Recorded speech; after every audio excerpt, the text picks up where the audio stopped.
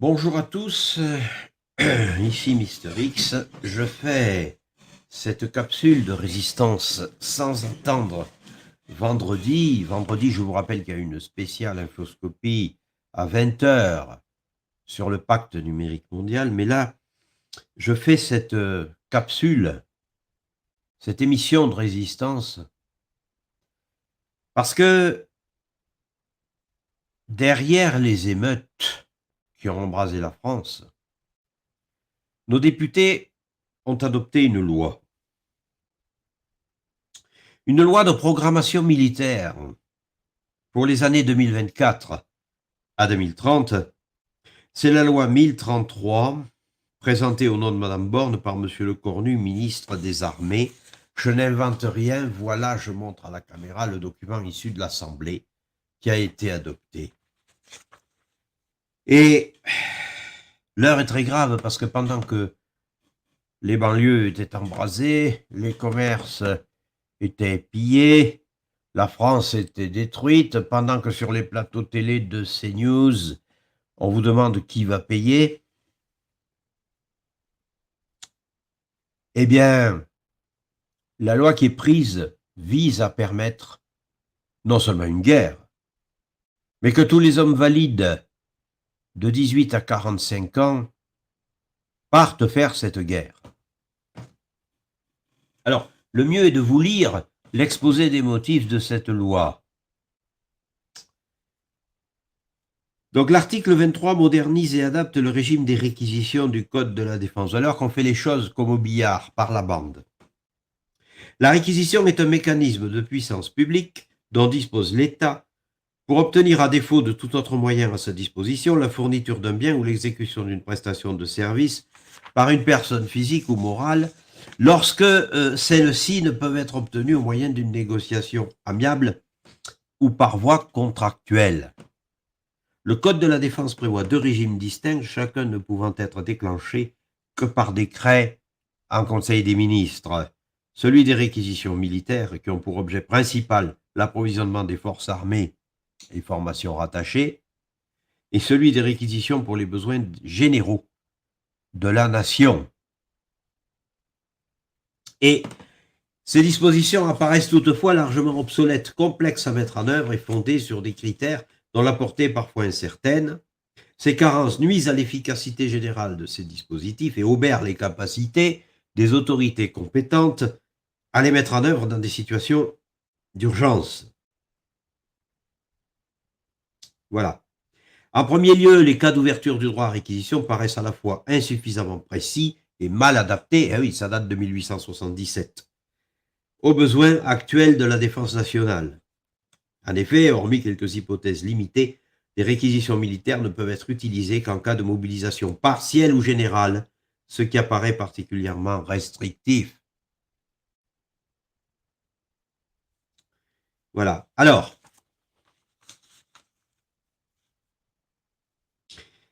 à l'aune de ces constats, l'article 23 de la loi que les députés ont adoptée procède à la rénovation complète des réquisitions relevant du Code de la défense. Alors, la nouvelle loi distingue les réquisitions visant à faire face aux menaces pesant sur la vie de la nation, comme l'embrasement là, qu'on vit. Il s'agit de menaces dont l'ampleur territoriale excède celle auxquelles les autorités préfectorales peuvent parer sur le fondement du Code général des collectivités territoriales. Ceci concerne aussi bien les activités économiques essentielles, nécessaires à l'approvisionnement en eau et en énergie, ou en alimentation, la protection de la population, l'intégrité du territoire ou la permanence des institutions de la République, que les menaces justifiant la mise en œuvre des engagements internationaux de la France en matière de défense. Donc on est en train de vous faire un melting pot entre les menaces internes et externes. Eu égard aux prérogatives constitutionnelles du président de la République, écoutez bien, garant de l'indépendance nationale, de la continuité de l'État et du fonctionnement régulier des pouvoirs publics, il lui revient, donc à Macron, d'ordonner de telles réquisitions par décret délibéré en Conseil des ministres. Il pourra le faire alors même que la menace ne serait pas immédiate, mais seulement prévisible, afin de garantir une préparation plus précoce de la nation face à la montée des périls pouvant l'affecter. Autrement dit, on va tout vous piquer, vos biens, vos services, sous prétexte d'efforts de guerre. Lorsqu'une telle menace survient, il sera en outre possible d'ordonner le blocage des biens mobiliers susceptibles de faire l'objet d'une réquisition pour une période ne pouvant excéder 15 jours renouvelables une seule fois. Les réquisitions décidées par décret du Premier ministre visant spécifiquement à faire face aux situations d'urgence mettant en cause la sauvegarde des intérêts de la défense nationale. Donc, menace sur la vie de la nation. Guerre avec une puissance étrangère, ça c'est Macron. Faire face à des situations d'urgence mettant en cause la sauvegarde des intérêts de la défense nationale, il s'agit de confier au chef du gouvernement, Premier ministre, donc Borne, responsable de la défense nationale, le soin de prendre les mesures urgentes qui s'imposent, à défaut de tout autre moyen disponible en temps utile pour permettre à l'État de conduire les opérations nécessaires à sa défense indépendamment même de toute menace pesant sur la vie de la nation. Il peut s'agir de la nécessité de réaliser de toute urgence une opération de défense en employant des moyens dont l'État ne peut se munir dans des délais compatibles avec la conduite de l'opération. Par ailleurs, l'utilité des réquisitions n'est assurée que si les personnes, biens et services susceptibles d'être réquisitionnés sont identifiés en amont des périodes de crise ou des situations d'urgence. Donc vous allez avoir le retour du bon vieux recensement pré-militaire. Par conséquent, des dispositions de recensement des biens, des personnes susceptibles de faire l'objet d'une réquisition, mais également d'organisation d'exercice, sont-elles prévues? Les garanties apportées aux personnes faisant l'objet d'une réquisition sont consolidées. Les réquisitions doivent être strictement nécessaires, c'est-à-dire qu'il est impossible que l'État atteigne ses objectifs sans y recourir. Mais c'est eux qui apprécient, hein, c'est pas vous. Strictement proportionnées et limitées dans le temps. Elles sont également précédées de la recherche d'un accord amiable. La rétribution des frais engagés par la personne requise au titre de la réquisition est par ailleurs considérablement simplifiée. En cas de réquisition de service, elle est déterminée en fonction du prix commercial normal de la prestation. Bon. Alors, donc on distingue ces deux. Voilà.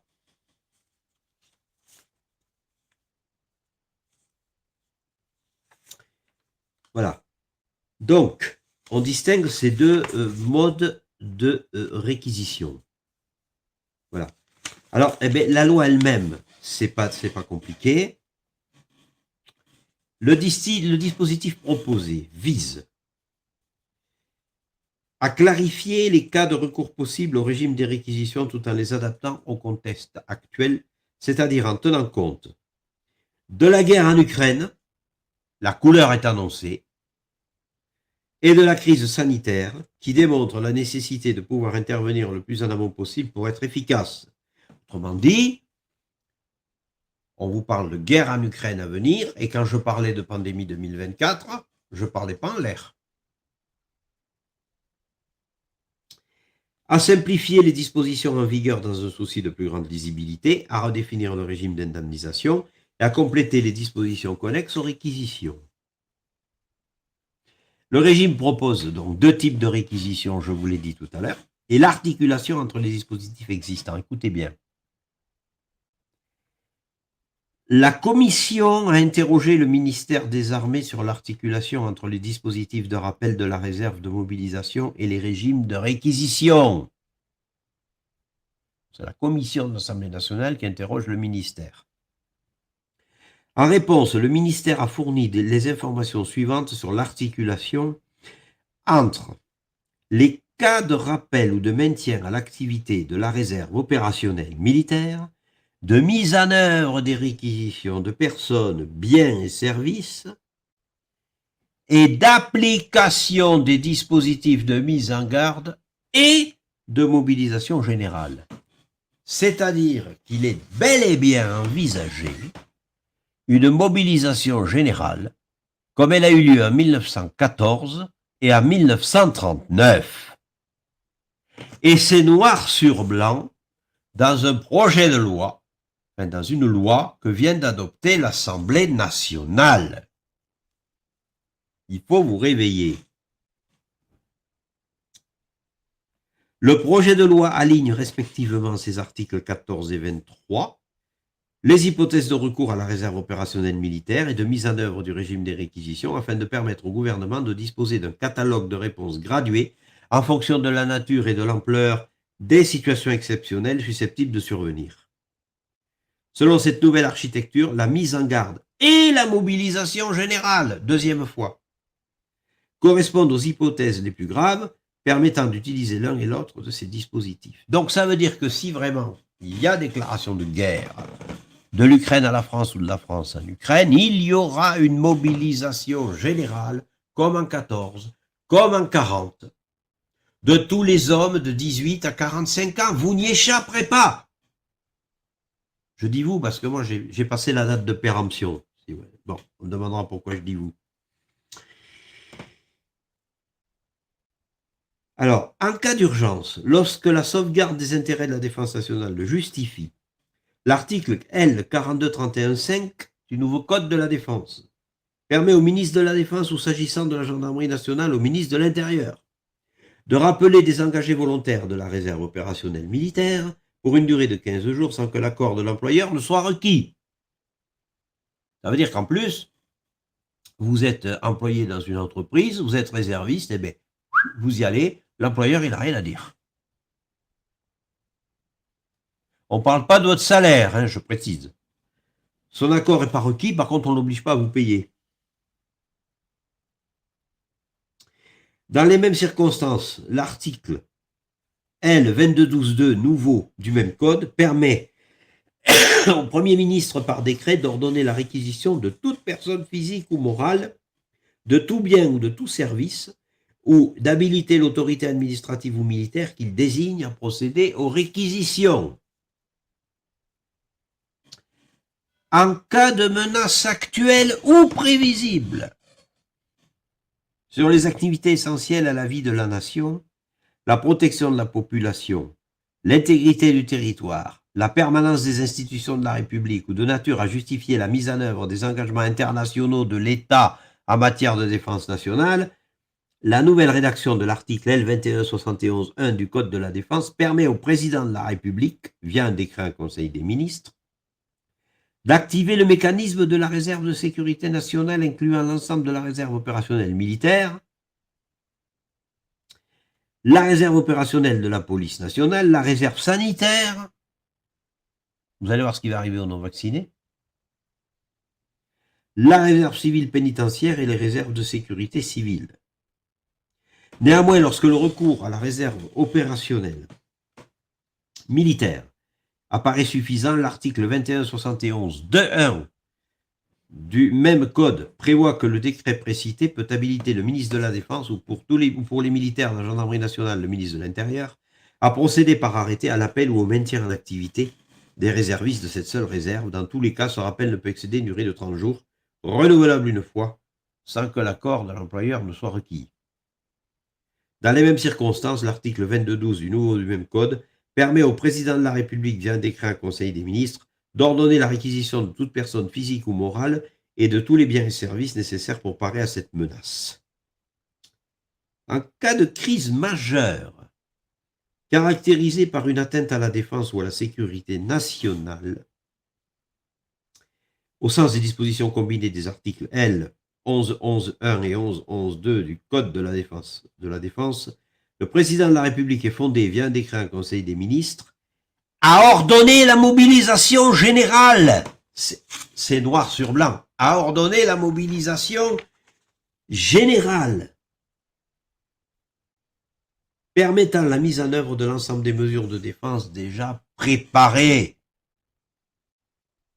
L'Assemblée nationale vient d'adopter la mobilisation générale comme en 1940. Ou la mise en garde consistant en certaines mesures propres à assurer la liberté d'action du gouvernement, à diminuer la vulnérabilité des populations ou des équipements principaux et à garantir la sécurité des opérations de mobilisation ou de mise en œuvre des forces armées et formations rattachées, conformément aux dispositions des articles 21, 41.1 et 2 du même code. Le cas échéant, l'article 42.35.1 de ce code permet au président de la République de décider dans les mêmes conditions le rappel de tout ou partie des réservistes soumis à l'obligation de disponibilité sans durée prédéfinie et sans que l'accord de l'employeur ne soit requis. Le premier de l'article 21.43.3 de ce code emporte également l'ouverture du droit de réquisition prévu par les nouvelles dispositions du livre 2 de la deuxième partie du code.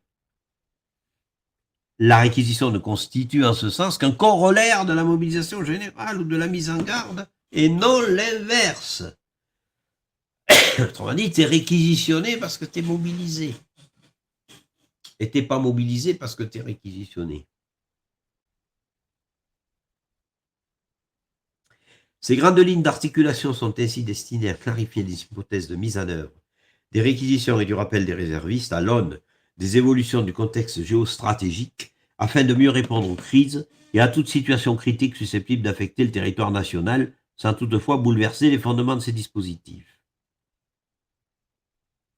S'agissant plus particulièrement des réquisitions, le périmètre des personnes potentiellement concernées apparaît en principe très large en ce qu'il englobe toute personne physique présente sur le territoire national ou toute personne physique de nationalité française ne résidant pas sur le territoire national. Vous pouvez être réquisitionné même si vous vivez à l'étranger. Toutefois, les nouveaux mécanismes apportent des garanties.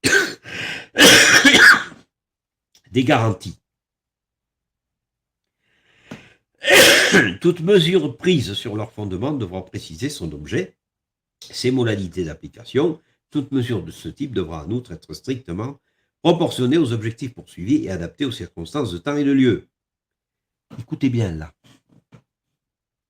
Les aptitudes physiques et psychiques, ainsi que les compétences professionnelles ou techniques, doivent être prises en compte par l'autorité administrative pour toute réquisition de personnes. Vous avez là, inscrit noir sur blanc dans la loi, le retour des bons vieux centres de sélection, les fameux 3 jours. Ceux qui ont fait le service national savent de quoi je parle.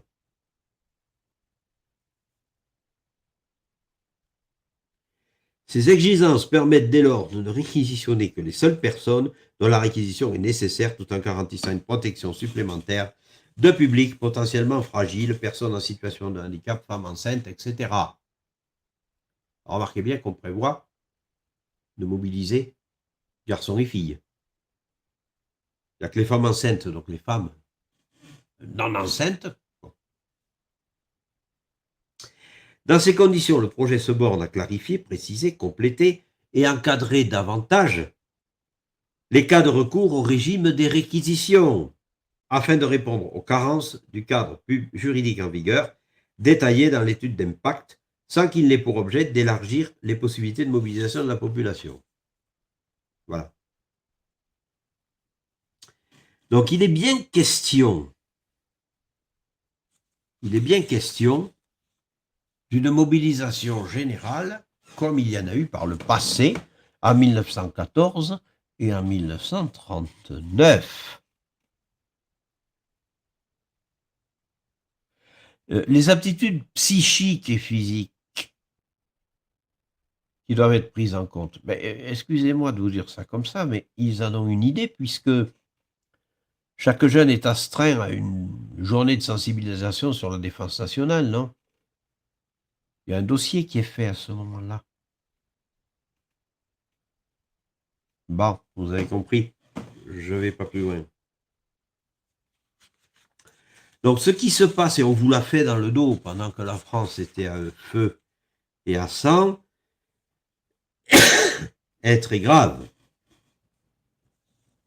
Voilà. Et en plus, le Conseil d'État, dans son Assemblée générale, a approuvé tout ça. Alors, bien évidemment, il est clair que j'envoie, bien entendu,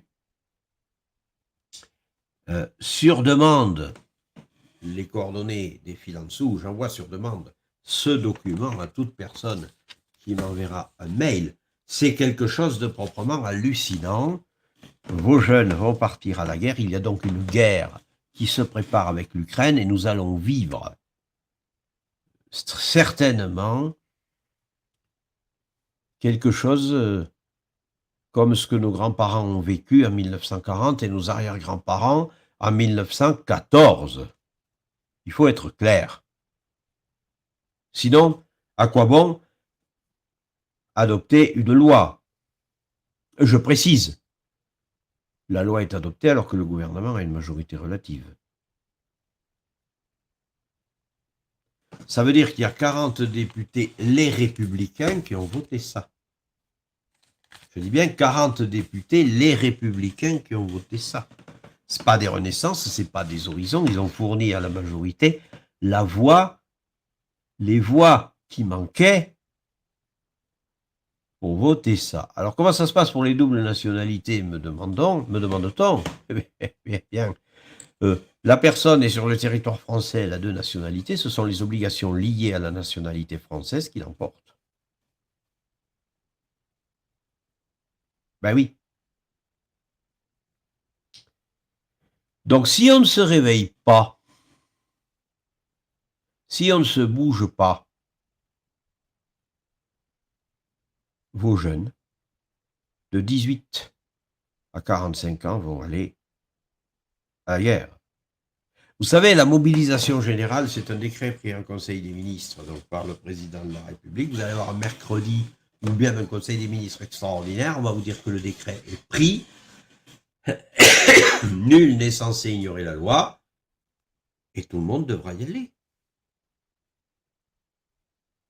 Et tout le monde devra y aller.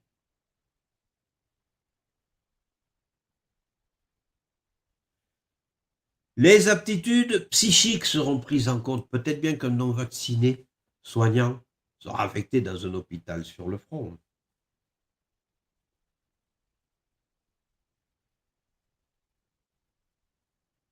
On ne sait jamais.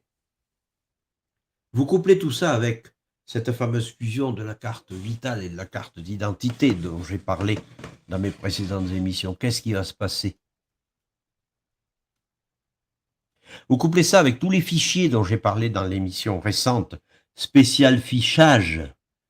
Qu'est-ce qui va se passer? Vous voyez bien que nous commençons à être englués dans le numérique et dans les fichiers comme des mouches sur une toile d'araignée. Alors je vous demande de relayer cette vidéo le plus possible. Il faut qu'elle devienne virale. Parce qu'il faut que les gens sachent ce qu'on leur a fait dans le dos pendant les émeutes. Et il faut que les gens sachent que peut-être on a mis le pays à feu et à sang pour leur faire cet enfant dans le dos.